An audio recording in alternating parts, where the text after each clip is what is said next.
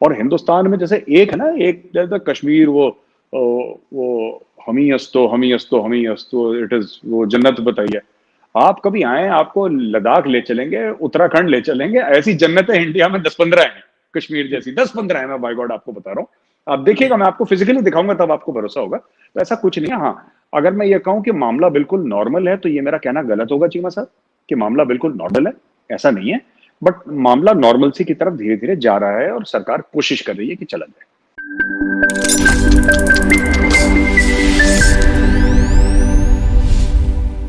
अच्छा मेरे साहब, आपकी मैंने एक वीडियो देखी, वो वीडियो आपकी आई उधर, आपने अपने ट्विटर पे लगाई थी और आपने कहा कि भाई देखो, मैं तो कश्मीर श्रीनगर में मौजूद हूँ और श्रीनगर में तो सब अच्छा चल रहा है, यहाँ पे तो कोई लॉकडाउन नहीं है, यहाँ पे तो कोई जो है वो मसला नहीं है, यहाँ पे तो सब अच्छा चल रहा है।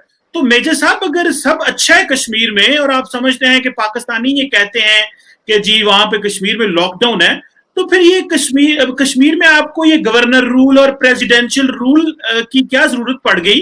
क्या किसी और भी ऐसी रियासत में कोई प्रेसिडेंशियल रूल, गवर्नर रूल लगे हुए रहे हैं जो जो कश्मीर में? जी, चीमा साहब, बहुत अच्छा सवाल है आपका। ये अक्सर इंडिया में लगते रहते हैं।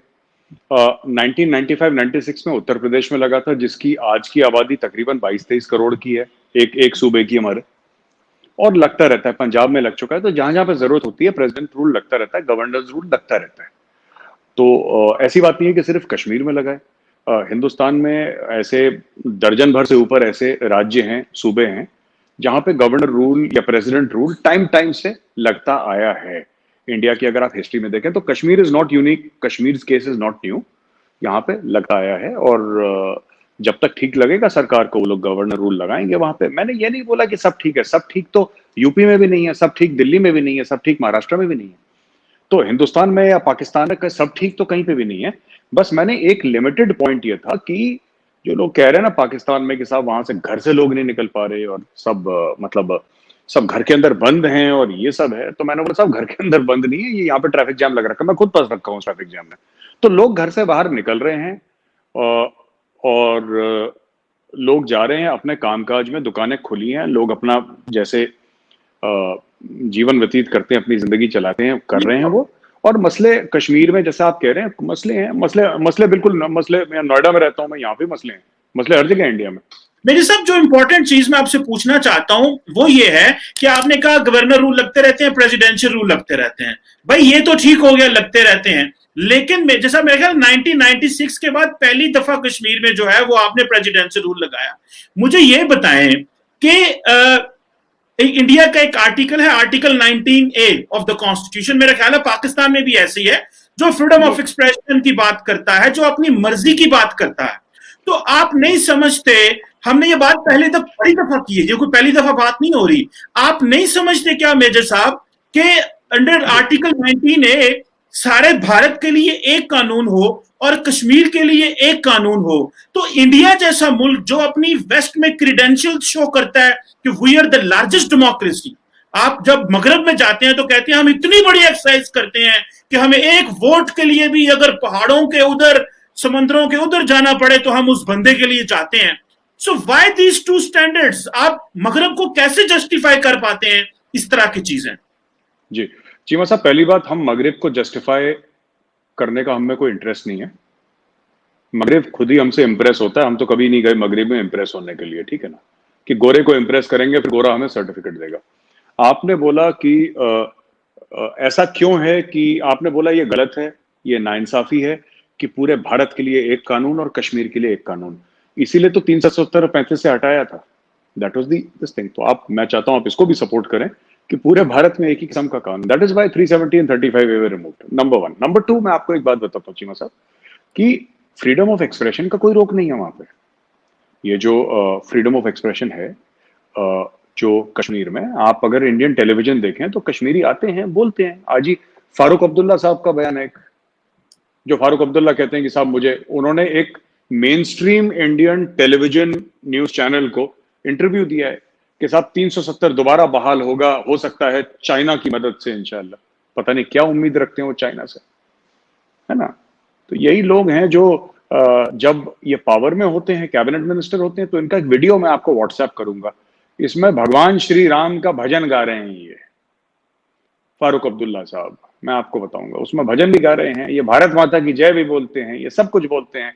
और इनको अगर हटा दीजिए, देखिए मैं आपको बात बताता हूँ, दो जो पार्टीज हैं चीमा साहब कश्मीर में, ठीक है, एक तो पीडीपी है जो मुफ्तीज की है, और एक नेशनल कॉन्फ्रेंस है जो कि अब्दुल्लाज की पार्टी। ये फैमिली रन कंसर्न्स हैं, ये प्राइवेट लिमिटेड कंपनीज हैं, जिसमें बेटे से बाप का बेटा पोता ऐसे ही चलता चला आ रहा है। अभी वो उमर अब्दुल्ला का बेटे को भी तैयार कर रहे होंगे वो लोग कि चौथी जनरेशन बन जाए ये।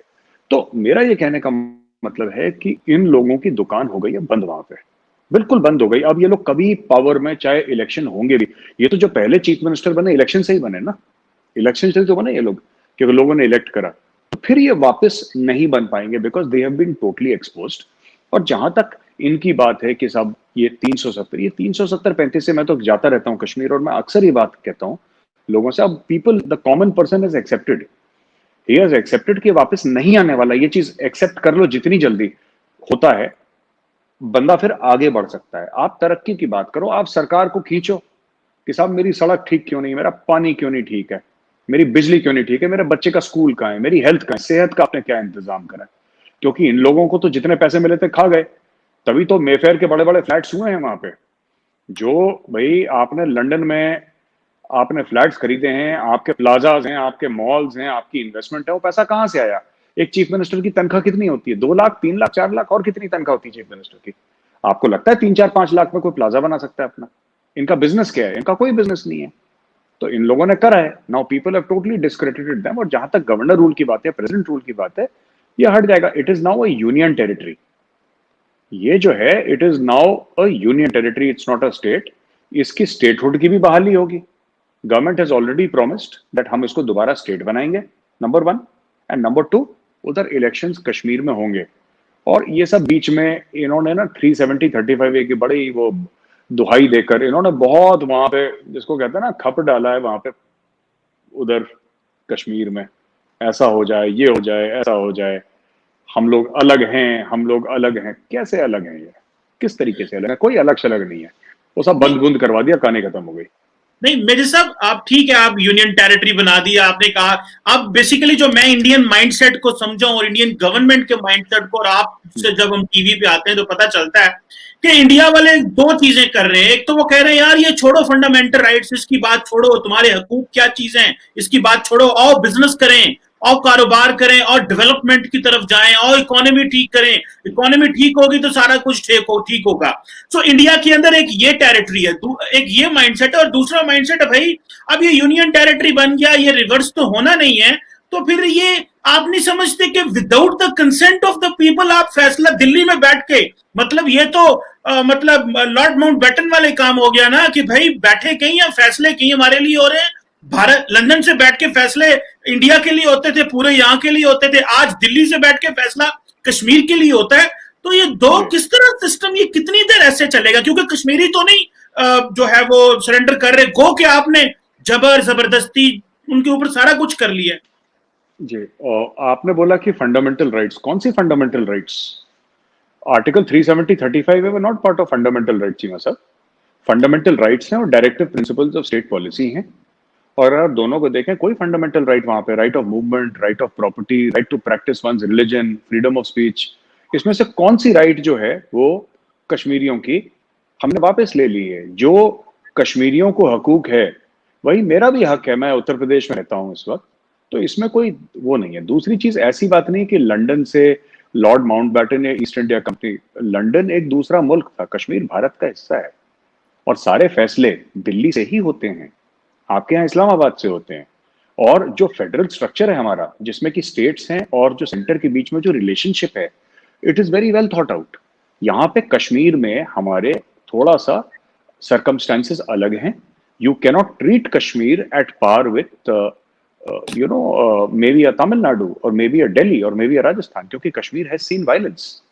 42,000 people have died in Kashmir in the past 30 years। तो हमारे लिए बड़ी सीरियस बात है, उसको नॉर्मल लाना। जहां तक आप कहते हैं कि कश्मीरियों ने माना नहीं, तो मुझे नहीं पता चीमा साहब आप लोगों के पास इन्फॉर्मेशन कहाँ से आती है। मैं तो हर महीने पहुंच जाता हूँ वहां पे, अंदर भी जाता हूँ गाँव में, ये माना नहीं माना का मसला है ही नहीं। और हमने कभी ये नहीं बोला कि आप अपने हक दे दें और हम आपको इकोनॉमिक प्रोस्पेरिटी दे देंगे। ये तो चाइना वाला मॉडल है साहब, जो आपके वो क्या है, आयरन ब्रदर है चाइना।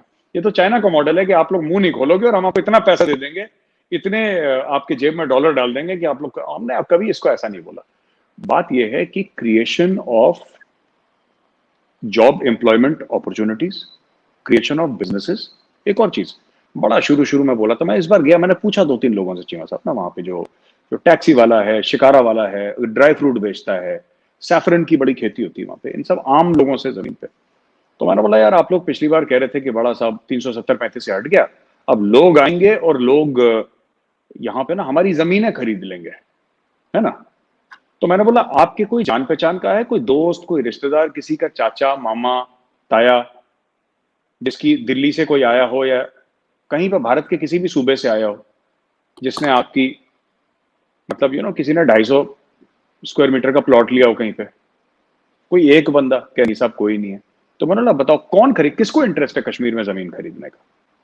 वही चीज मैं बार बार कहता हूँ चीमा साहब, आपकी शो में दोबारा रिपीट करता हूँ, बड़ा चला था पाकिस्तान से भी और इंडिया में भी कुछ लोगों ने बोला था, ठीक है, आप अगर इस्लामाबाद में रहते हैं, ठीक है, राइट चीमा साहब, फॉर एग्जाम्पल अगर आप इस्लामाबाद में रहते हैं और आपके पास 2-3 करोड़ रुपए हैं, आप लाहौर या इस्लामाबाद या कराची में घर खरीदना पसंद करोगे कि आप मरी में घर खरीदना पसंद करोगे?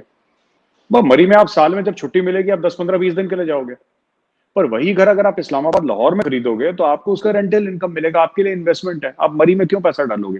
हाँ, कोई बहुत ही बड़ा कोई अंबानी सेठ है जो कहता है साहब मैं ठीक है, मैंने 100 एकड़ का फार्म, वो that is an exceptional case.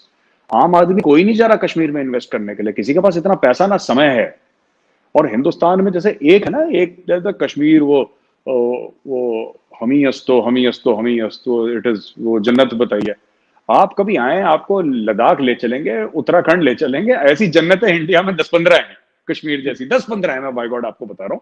आप देखिएगा, मैं आपको फिजिकली दिखाऊंगा तब आपको भरोसा होगा। तो ऐसा कुछ नहीं है। हाँ, अगर मैं ये कहूं कि मामला बिल्कुल नॉर्मल है तो ये मेरा कहना गलत होगा चीमा साहब, कि मामला बिल्कुल नॉर्मल है, ऐसा नहीं है। बट मामला नॉर्मलसी की तरफ धीरे धीरे जा रहा है और सरकार कोशिश कर रही है कि चला जाए।